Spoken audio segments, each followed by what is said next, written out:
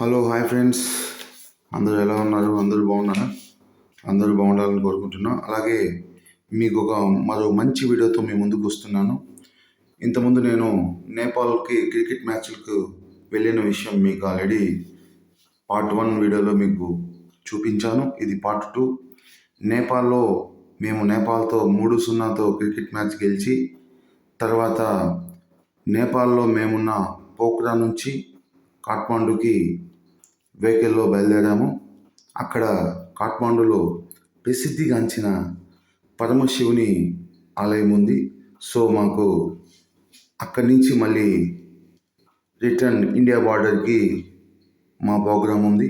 So ఈ 1 day time waste కాకుండా మేము ఇలా ప్లాన్ చేసుకున్నాము ఇండియన్ డిజిబుల్ క్రికెట్ టీం వాళ్ళం. సో అలా మేము పోఖ్రా నుంచి కాఠ్మండూకు బయలుదేరాము. సో మామూలుగా అయితే జర్నీ మాకు 5 hours 50 minutes పడుతుంది బై మినీ బస్లో.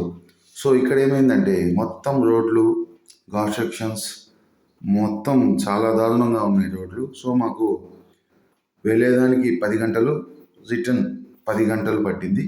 సో మాకు ఇది చాలా కొద్దిగా లాంగ్ జర్నీగా అనిపించింది ఆ ఘాట్లలో. సో మేము వెంటనే మ్యాచ్లు ఆడి మాకు ఒక రోజు రెస్ట్ దొరకడంతో ఆ రెస్ట్ రోజు కూడా మేము ఖాళీగా ఎందుకనేసి మన Indian physically challenged cricket team వాళ్ళు కొంతమంది మేము పరమశివుని ఆలయంలో వెళ్ళాలని ఫిక్స్ అయ్యాము. సో అలా వెహికల్లో బయలుదేరాము. అయితే రోడ్డు మధ్యంలో చాలా చాలా అసలు వర్ణనాతీతం, అంత అద్భుతమైన నది, జలపాతాలు, దట్టమైన అడుగులు చాలా చక్కగా మాకు దర్శనమిచ్చాయి. నేను మటుకు చాలా అదృష్టంగా భావిస్తున్నా. చాలా చక్కగా మాకు కొండ ప్రాంతాలలో మంచు పర్వతాలు కూడా కనిపించాయి.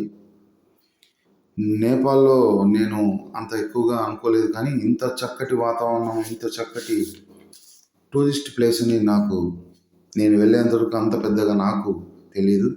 సో నేపాల్కి వెళ్ళిన తర్వాత అందులో ఈ ఘాట్ సెక్షన్లలో జర్నీ చేస్తుంటే ఎంతో సంతోషం ఉందో అంత భయం కూడా అనిపించింది. మొత్తం కింద లోయలే, అందులో అక్కడ దానికి సంబంధించి కట్టడాలు కూడా ఏం లేదు. జస్ట్ ఇప్పుడిప్పుడే కన్స్ట్రక్షన్ స్టార్ట్ అవుతుంది. రోడ్లు మటుకు చాలా దారుణం. ఇదంతా మంచు ప్రాంతం. కొన్ని ఏరియాలలో కూడా మాకు మంచి వాటర్ ఫాల్స్, అలాగే అవతల కొండల మీద కూడా నివాసాలు నిర్మించుకొని జీవిస్తున్నారు నేపాల్ వాళ్ళు. అలాగే కాఠ్మండూ నుంచి మనము పశుపతినాథ్ టెంపుల్కి వెళ్ళడానికి రోడ్డు మార్గం చాలా బాగుందన్నారు. ప్రజెంట్ మేము వెళ్తున్న మార్గం వచ్చి పోఖ్రా నుంచి కాఠ్మండూకి. ఇదంతా చూస్తున్నారు కదా, ఇప్పుడంతా మధ్యలో ఇది నదీ జలపాతాలు మధ్యలో జర్నీ చాలా చాలా చక్కగా అనిపించింది. సో మీరు కూడా ఎప్పుడైనా వీలున్నప్పుడు ఒక్కసారైనా నేపాల్కి వెళ్ళి విజిట్ చేయండి. ఇది మా ఫిజికల్లీ ఛాలెంజ్డ్ ఇండియన్ టీం సభ్యులం కొంతమంది వెళ్ళామని చెప్పాను కదా. సో ఈ ప్లేస్ చూసిన వెంటనే మాకు అక్కడ దిగి కొన్ని విజువల్స్ తీసుకోవాలనిపించింది. ఈ ప్రాంతం చూడడానికి చాలా చాలా చాలా బాగుంది ఫ్రెండ్స్. కానీ ఇట్లాంటి ఏరియాలలో రోడ్డు సౌకర్యం అనేది చూస్తున్నారుగా, ఇలా ఉంది. కొండ చర్యలు మధ్యలో వెహికల్స్, ఇవి చూస్తుంటే ఒక రకంగా కొద్దిగా భయం వేస్తుంది. రోడ్లు కానీ ఈ నేపాల్ ప్రభుత్వం కొద్దిగా బాగా చేస్తే మటుకు టూరిస్ట్ పరంగా చాలా అభివృద్ధి అయ్యే అవకాశం ఉంది నేపాల్.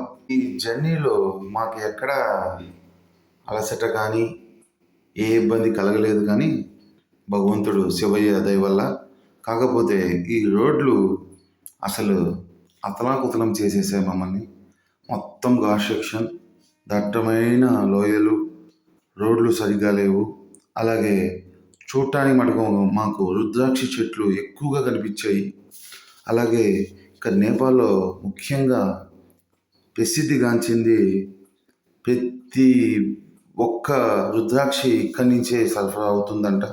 అలాగే ఇక్కడ కొన్ని ఏరియాలలో రుద్రాక్షి అమ్ముతూ ఉన్నారు. అలాగే ఇక్కడ ఒరిజినల్ రుద్రాక్షి దొరుకుతుందంట.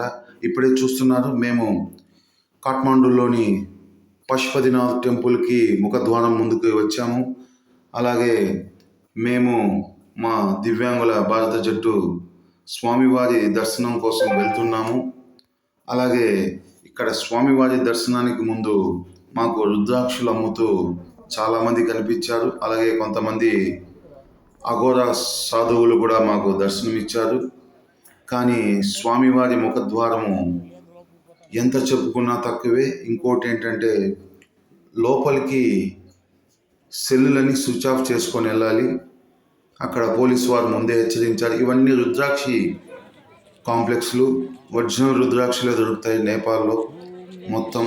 కానీ ఇక్కడ కొంతమంది సపరేట్గా కూడా అమ్ముతూ ఉంటారు రుద్రాక్షలు.